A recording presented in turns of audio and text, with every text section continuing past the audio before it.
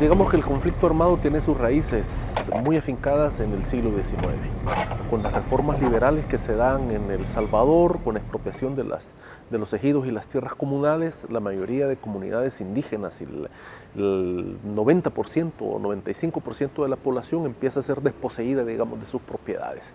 Eso repercute, digamos, en una serie de levantamientos y demandas de la población que tiene su culmen en 1932, cuando se da la Gran Matanza en Occidente, que fue tildada, digamos, de un levantamiento comunista, pero era en esencia un reclamo, digamos, de las comunidades del occidente del país, de las comunidades indígenas, de las comunidades ladinas, para la devolución de sus tierras. Es decir, la convulsión social de las reformas liberales explota en 1932.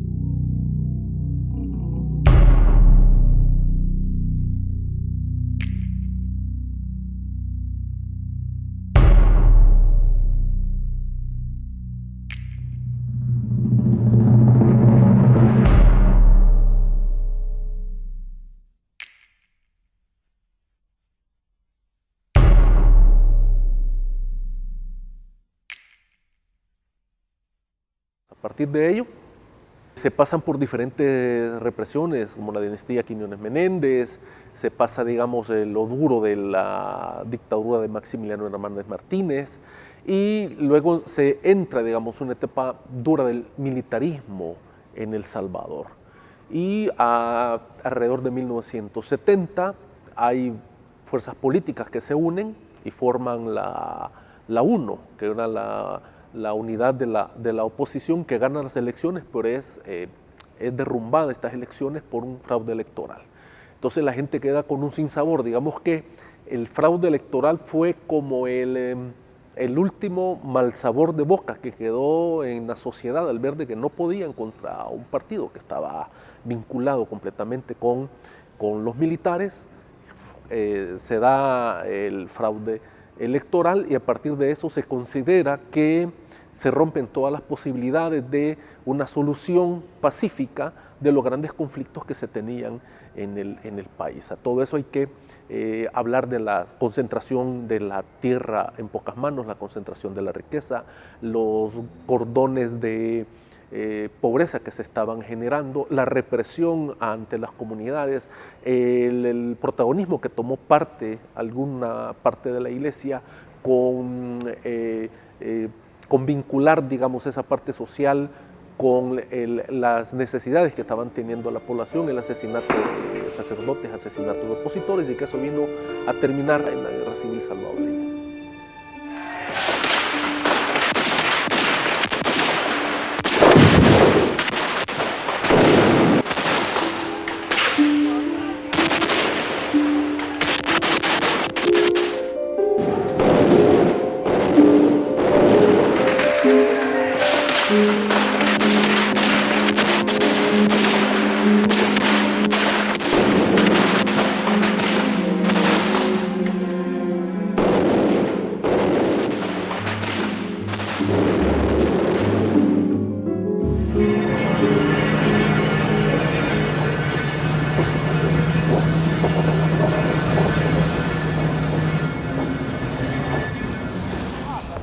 Porque en el año 79 realmente que ya empezó lo serio.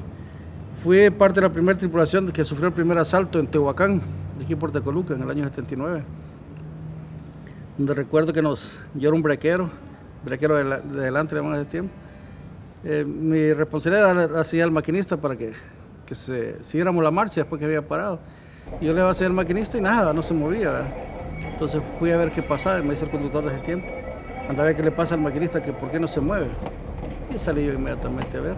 El tren era corto realmente, era un tren pasajero número 1 que venía de Cutuco hacia San Salvador.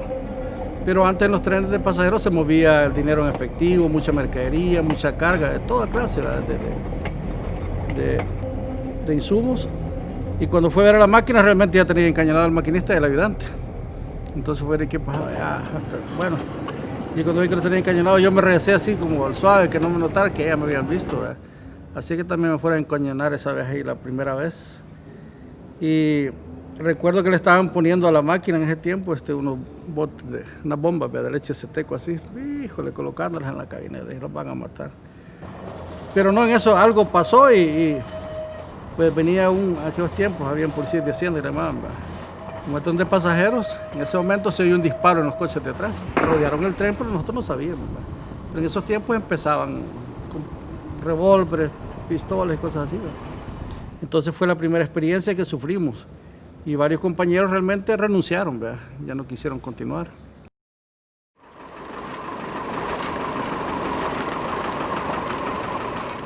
En el año 1979 entré a trabajar como abanderado de carromotores de las mismas balitas.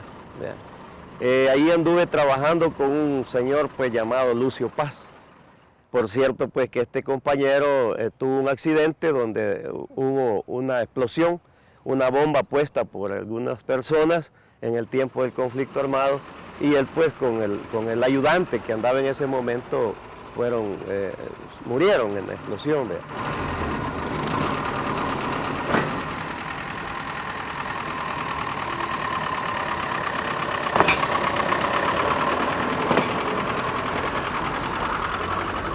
Y muchas veces nos encontramos con que ya había un tren dinamitado en ese lugar, por ejemplo, allá por el kilómetro Puente El Burro, no me acuerdo el kilómetro ahí, pero por ahí más o menos habían dinamitado un tren y llegábamos en ese momento a auxiliar a los compañeros tripulantes, a llevarlos de ese lugar donde estaba dinamitado el tren a lugares más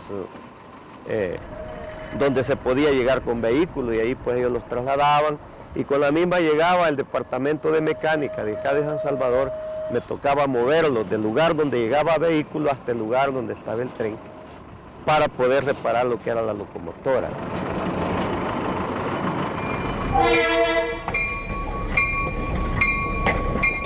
Un tren en esos tiempos ya del 80, 79, 80 no podía salir sin la seguridad adecuada, ¿verdad? En esos tiempos siempre se agregaba la Guardia Nacional, la Policía de Hacienda o el Ejército, ¿verdad? Que nos daba como seguridad todos los trenes que salían, más que de preferencia de carga, ¿verdad? Porque normalmente en el trayecto siempre habían asaltos a los trenes, ¿verdad? Y como había todo criterio, ¿verdad? Pues habían compañeros, pienso yo, que informaban qué tipo de mercadería se llevaban en los vagones. Así es que en aquel tiempo los muchachos a la guerrilla nos esperaban en determinado lugar hasta que saqueaban todos los vagones, ¿verdad? Normalmente cuando se llevaba calzado, por ejemplo, el calzado, la medicina, la constancia, mandaban unos vagones, barbaridad de vagones para San Miguel con cerveza de aquellos tiempos, ¿verdad? Ahí también los explotaban, ¿verdad? Pero cuando era directamente para pilotear un tren en el tiempo de la guerra, a nosotros nos daban una orden con un documento. Eso era lo que a mí me respaldaba para moverme en la vía. Era una vía condicional. Ahí me daban, en ese documento me daban a mí todo el detalle del movimiento que había en la línea. Entonces yo dependía de ese documento para poderme movilizar. Ahora, si había algún problema, alguna situación en la línea, yo inmediatamente ponía un teléfono portátil que nos daban y llamaba al despacho de trenes. ¿Verdad? Y el despacho de trenes se encargaba de alguna manera de hacerle llegar esa comunicación al tren, o sea, al conductor del tren o a la estación más inmediata por donde el tren iba a pasar.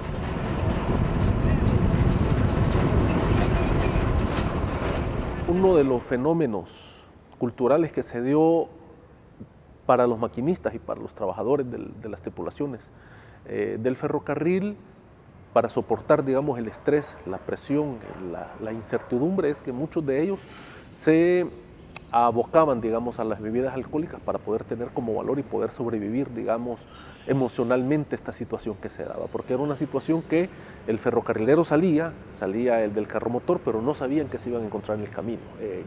Transportaban tropa y sabían que al llevar tropa dentro de los vagones también era un alto índice de ser atacados por la insurgencia.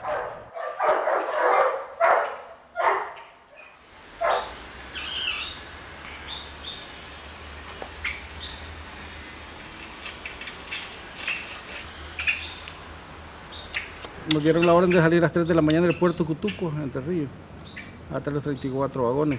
Pero llegaron a las 3:30 de la mañana, no llegaba la autoridad, que era la Guardia Nacional en aquellos tiempos, que nos iba a dar seguridad. Llegaron a las 4 de la mañana, a las 5 nosotros informamos a San Salvador, que estaba en la oficina central, de que no había seguridad. Así dijeron pero que sí teníamos que esperar seguridad como diera lugar. Pero el tren de pasajeros número 1 de Cutuco, de ser una hora exacta, 6 en punto salía. Y todos los trenes de carga, así como el nuestro, teníamos que escondernos, por decir así, en otro desvío 10 minutos antes. Ese era lo reglamentario siempre. Así que nos llegó que casi eran las 6 de la mañana y nosotros en Cutuco todavía sin salir. Hasta ese momento llegó una delegación de soldados del destacamento de la Unión y nos dieron seguridad. Lamentablemente eran reclutas que tenían en ese tiempo. Y todos, peloncitos, pero muchachos ahí recuerdo yo, solo uno era un oficial. Y al nomás oír que casi estábamos a los 10 minutos para que saliera el tren número 1, salimos con el tren hasta la Unión.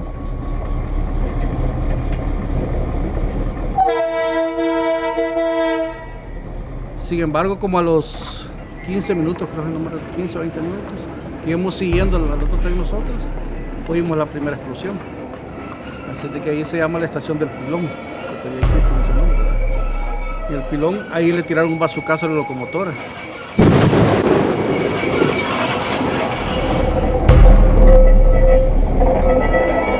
Solo pasó como perforando la locomotora, pero no hubo un daño para que la locomotora como tal se parara. Sin embargo, ya empezó a botar aceite.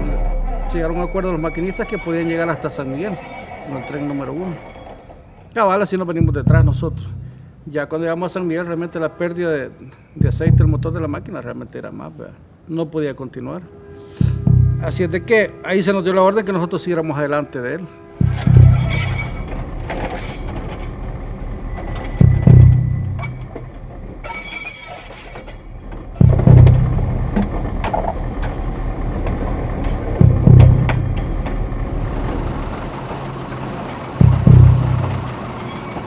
Y en el carro motor donde yo iba siempre andaba una persona conmigo, que era mi ayudante, el abanderado que le dimos.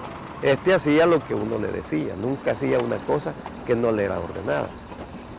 Y muchas veces el tren estaba sujeto al carro motor, partiendo de la señal que yo le hiciera por cualquier emergencia, el tren tenía que parar, ¿verdad? Porque yo iba revisando la línea, que no hubieran, pareciera como que es ilógico, pero yo tenía que ir adelante con un carro tan pequeño como este, revisando que no hubieran piedras, derrumbes, deslaves, bombas, que no hubiera guerrilla en el camino, ¿verdad?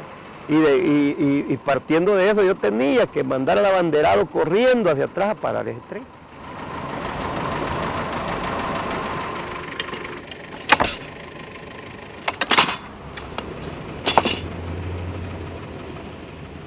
Ahí podemos ver un poco como la parte inhumana de la administración, de la gerencia, de la administración, en el sentido de que preferían que murieran personas a que hubieran daño en las locomotoras o que hubieran daño en las mercaderías. La filosofía del gobierno era poner primero los intereses de las mercancías a las vidas humanas. Es decir, los trabajadores ferroviarios se convirtieron entonces en personas que no tenían mayor valor en comparación a la movilidad de mercadería que se tenía en el momento.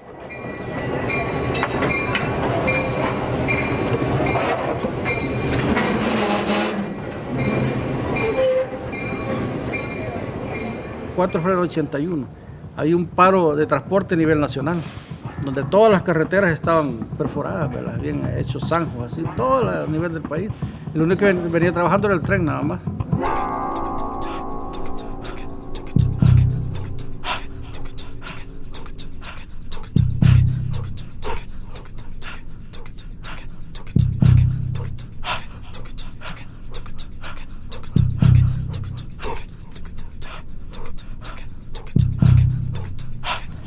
Así es de que continuamos, pero que nosotros llegamos a Usulután, como no habíamos dormido ni muy bien, digamos, ni habíamos desayunado, el maquinista, que en paz descanse, me dijo, mira, anda a comprarte unos tamales ahí en la estación de Usulután, ¿verdad? Donde la esposa de la gente de estación en ese tiempo, don Darío Hernández, vendía tamales y francés a buena mañana. Compramos un montón de tamales. Yo tenía la buena o la mala costumbre siempre andar leyendo el periódico. Así es que me dice el maquinista de tiempo, comprate el periódico, comprate el diario, me dice, te venís a la máquina. No, le dije, como nosotros tratamos de responsables, ¿verdad? Porque andamos con un interés de poder superarnos, ¿verdad? Así es que me vine y compré el diario y le dije, va, aquí te queda el diario y te quedan los tamales. No, no te vayas, me dijo, venite aquí a la máquina, porque éramos bastante amigos. Me dice el maquinista, no, no te vayas, aquí nos vamos a comer los tamales. No, ya regreso, le dije yo. No, me dijo él, incluso hasta se levantó donde venía trabajando y abrió los tamales en la cabina, nosotros andamos, donde llama el control de mando. Abrió los tamales y me dice, no, andate después que comas los tamales. Pero yo presentía como que algo no estaba muy bien, ¿verdad? Le dije, no, voy a regresar. No, me dijo, no te vayas. Así que empezamos a comer los tamales y trabajando en marcha, ¿verdad? Así que cuando llegamos a una estación que se llama California, sí notamos que realmente había muchas cosas irregulares, ¿verdad? Y le digo yo al compañero, mira, le digo, noto que está muy tenso el ambiente, algo va a pasar. No, no pasa nada, ¿no? Y como realmente venía corriendo un poco, la velocidad era un poco rápida, yo debería tener un poco de espacio porque algo va a pasar. No, no va a pasar nada. Y continuamos. Pasamos después de la estación de California, hay una cruzadilla, le llamamos nosotros, donde pasan los vehículos, ahí el tren. Y vimos unas personas ahí todas más sospechosas. Así es que continuamos, después de esa cruzadilla hay dos puentecitos, que ahí se llama Cantó la Noria. Y cabal vi cuando una persona le dio señal ahí a otro, ¿verdad? A través de un pañuelo rojo bien presente lo tengo. Y le digo, mira, dale espacio que algo va a pasar. No, no pasa nada, me dijo. Y medio redució. Entonces en ese momento que pasó eso, en la locomotora quizás solo es para dos personas, ¿verdad? O el tripulante un momentito nada más y regreso, ¿verdad? Veníamos 4. Venía el maquinista, el ayudante del maquinista, venía un celador, que hablaba mi compañero anterior, un celador que venía viendo las líneas telefónicas, telegráficas, y venía yo. Así es que cuando vi que la muchacha bajó el pañuelo, dije que algo va a pasar. Más tarde en decirle cuando el primer bazucazo y el primer balazo, pero como fue tan espontáneo todo aquello, ¿verdad? Cuando volteé a ver a mi compañero, que ya falleció el maquinista en ese momento, le entró un balazo a de aquí y le deformó toda la cara. Sí, le levantó todo esto en un instante. Así es que él dijo, me mataron, ¿verdad? Y yo a la par, realmente nos tiramos al piso. Yo me tiré al piso con otro compañero, quedamos así a la par, ¿verdad? El celador y yo. Cuando él empezó a decir que lo habían matado, y como realmente un momento de la guerra, realmente estábamos rodeados nosotros ahí. Estábamos rodeados todo el tren, 34 vagones, me estoy refiriendo como aquí un tren como de aquí al Reloj de Flores más o menos, tener una idea, ¿verdad? Así es que empezó el ataque al tren, ¿verdad? ¡Fuego! ¡Fuego a la corrupción! ¡Fuego a los salarios de hambre! ¡Fuego a los desalojos! ¡Fuego al reclutamiento forzoso! ¡Fuego a la explotación! Trabajadores, el fuego está en sus manos y en las nuestras. Los fusiles guerrilleros apuntan directamente al corazón de nuestros enemigos. Y en eso que mi compañero se descontroló también, ¿va? Imagínense toda la sangre. Entonces el maquinista va sentado como un pedestal. Entonces toda la sangre que él empezó a botar realmente me bañó a mí, ¿verdad? Y en eso que él se quiso parar para insultar, ¿verdad? La agonía y la muerte. Así es que fue peor porque con la misma aventaron un bazucazo donde le destrozaron todas estas piernas prácticamente. Así es que él me decía, listo, me decía, ayúdame, me decía, dale adelante a la máquina. Y que ahí la máquina está siendo ametrallada prácticamente, ¿verdad? Como empezó a perder todo el combustible, la máquina se empezó a apagar gradualmente, ¿verdad? Así es que Pues mire, son momentos de angustia, diría yo, ¿verdad? Así es que en ese momento murió el maquinista en la parte de arriba. Entonces, y cuando yo me quise parar y moverme hacia el otro extremo del ayudante del maquinista, y eso aventaron una granada, ¿verdad? Y la granada realmente a mí no me cayó, sino que parte le cayó al ayudante del maquinista en ese tiempo, Eduardo Alfredo Bruca. Que realmente, imagínate una esquirla, ¿verdad? Eso hace estrago para las personas. Así es que le cayó en la parte de la cara y imagínate toda la sangre que empezó a botar. Y me volví a tirar yo al piso de la locomotora. Llegaba a lugares donde salía un grupo de personas armadas y me pedían a mí que les diera ray. Me decían, mire maestro, llévenos a tal parte. Se subían esas personas y me preguntaban si no había visto al bando contrario. Yo decía que no. Y los movía de un lugar a otro, ellos todos armados, y me decían, aquí déjenme. Ahí paraba y se quedaban ellos, se metían al monte. Más adelante, como a 2 kilómetros, encontraba otro grupo de personas armadas, que era el ejército. Y me pedían ray también y los movía más adelante. Me decían, llévenos a tal lugar. Bueno, hacía pues lo que ellos me decían. Andaba tal vez un sargento ahí, algún cabo, y los movía. Y me preguntaban, ¿no has visto a los guerrilleros? ¿Verdad? Pero ellos tenían otras palabras, como lo decían. Y yo no les decía que no también, pues no podía ponerme de un lado ni del otro bando porque nosotros éramos blancos para ellos muchas veces. Y se quedaba pues en determinado lugar el ejército y nosotros continuábamos nuestro viaje y hacíamos esos recorridos por ese lugar de San Isidro Lempa, a la orilla pues de todo el río Lempa, y veíamos que al otro lado del río Lempa era un lugar de guerra porque era Chalatenango. Veíamos cómo se movían unos aviones que se elevaban y bajaban ya disparando, helicópteros, y se veía pues que les disparaban desde la parte de abajo también. Y nosotros pasábamos por esa línea y como que nos habíamos acostumbrado a la guerra, ¿verdad?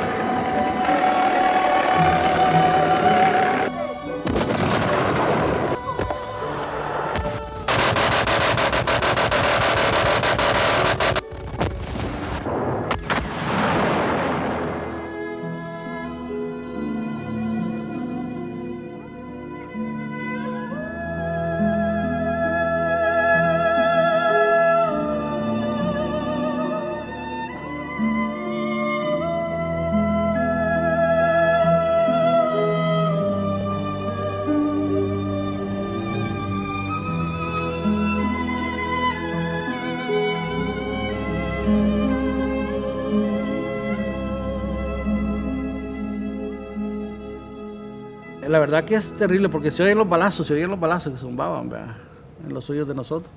En eso el celador, que le llamamos ese tiempo, que era el encargado de venir revisando las líneas, como las cortaban, ¿verdad? Para evitar la comunicación. A saber cómo le pasó, pero le pasó un balazo rozando en el estómago. Así que imagínense la sangre también de mi compañero pegada a la mía, la del maquinista, el fogonero y la mía.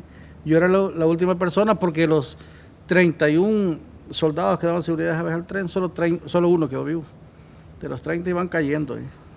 Cada uno que se iba tirando al tren lo iban matando. Así es que es una angustia realmente, el temor a la muerte es natural, ¿verdad? Así que fíjense que yo fui el último que había quedado sin sufrir ninguna herida de bala ni nada, ¿verdad? Así es cuando vi que todo se había calmado ya, ¿verdad? Digamos, dije, bueno, ya. Y escuché que el helicóptero ya venía. Dije, aquí nos van a metrallar parejo, ¿verdad? Así es que por instinto, supuestamente, por cubrirme, me paré y me fui así al otro lado de la cabina del locomotor donde iba el ayudante. Y yo que me acerco ahí y encuentro ese compañero, por cierto, que andaba metido en la guerrilla en ese tiempo y me apuntó el fusil. Y me agarró así como dijimos de frente y me dijo, no te quiero matar, regresate. Así es que, bueno, saber cómo dice, por instinto me regresé nuevamente a la máquina. Y las máquinas se habían blindado en alguna medida, ¿verdad? Tanto las máquinas como algunos vagones, no todos en general. Entonces realmente lo que yo pretendí fue cubrirme y dije, aquí me voy a meter debajo de la máquina para que las balas no pasaran de arriba hacia abajo. Así es que era el último. Y cuando ya venía hacia atrás, yo realmente solo alcancé a ver que estaban unos ahí, aquellos tiempos para la guerrilla. Estaba en una pila donde se le daba agua al ganado. Ahí estaban varios ahí. Y sí me apuntó con el fusil uno de ellos, ¿verdad? Yo, dije, de espalda. Pero no, lo que hizo es que me pegó 3 balazos en la pierna derecha. Así es que ya para bajarme casi al piso, me fracturó la tibia, pero no es completamente, pie quedó destrozado. Caí al suelo y casi por instinto dicen que me metí bajo la locomotora, pero ya era tarde prácticamente. Entonces, como era el enfrentamiento continuaba, ¿verdad? Así es que después dicen que como a las 2 horas llegó el ejército, me comentaba mi compañero ayudante, que llegó el ejército a recoger prácticamente los cadáveres de los soldados. Y con la misma me metieron a mí también al camión donde iban los que ya habían fallecido. Así es que un compañero a quien yo le agradecí en vida porque acaba de fallecer, él peleó, por decir así, ¿verdad?, con los del ejército por contar que no me llevaran a los que ya habían fallecido. Así que me bajaron del camión, cuentan, ¿verdad?, donde yo ya iba ya subconsciente porque había perdido toda la sangre, ¿verdad? Sí, conozco bien ahí esa zona. Y sí, no, es como una laguna, realmente cómo salí de ahí en el camión. Pues hasta después me di cuenta y nos llevaron al hospital San Pedro de Usulután. Y el problema es que en ese tiempo habían cortado también la energía eléctrica, no había nada. Así que prácticamente estuve 2 días en ese hospital San Pedro de Usulután, con mi pie prácticamente destrozado. Y lo que pasó que ahí se me encangrenó el pie en 2 días. Así es que de ahí con otro compañero que también fue lesionado, un ayudante maquinista, que también perdió un ojo en esos momentos también, en otro tren. Nos fueron a traer exclusivamente el Seguro Social de San Salvador, a San Salvador, pero prácticamente ya era como difícil para poder salvar mi situación, ¿verdad? Así es que debido a eso fue que fui amputado en mi pie derecho en ese conflicto armado.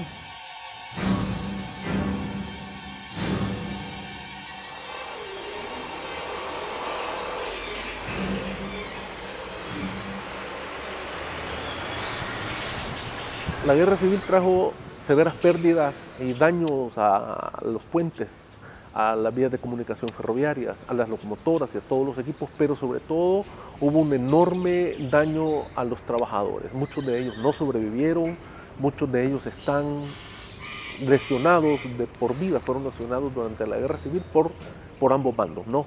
Por un lado, porque la insurgencia consideró que era estratégico para ellos detener el tren, pero también de parte del gobierno era importante seguir echar a andar el tren y seguir moviendo las mercaderías. Y esto ponía en medio de estos dos conflictos a los trabajadores ferroviarios, que a pesar de toda la situación ellos siguieron trabajando, a pesar de ver a sus compañeros heridos, muertos, el tren no se detuvo. Hubieron, digamos, en los paros que se daban durante la guerra civil momentos tensionantes, pero los ferrocarrileros fueron como consecuentes con su labor de mantener el movimiento de los equipos ferroviarios, el movimiento de los trenes. Y a pesar de todo eso, se salva el ferrocarril y después de los acuerdos de paz, el ferrocarril sigue recorriendo las venas de nuestro país.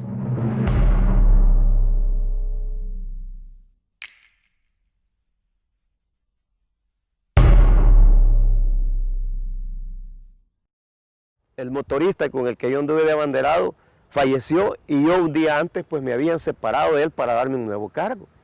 No porque yo ya fuera difunto, pues con él es el que andaba y pues ya Dios me apartó de eso, fue un momento impactante, ¿verdad?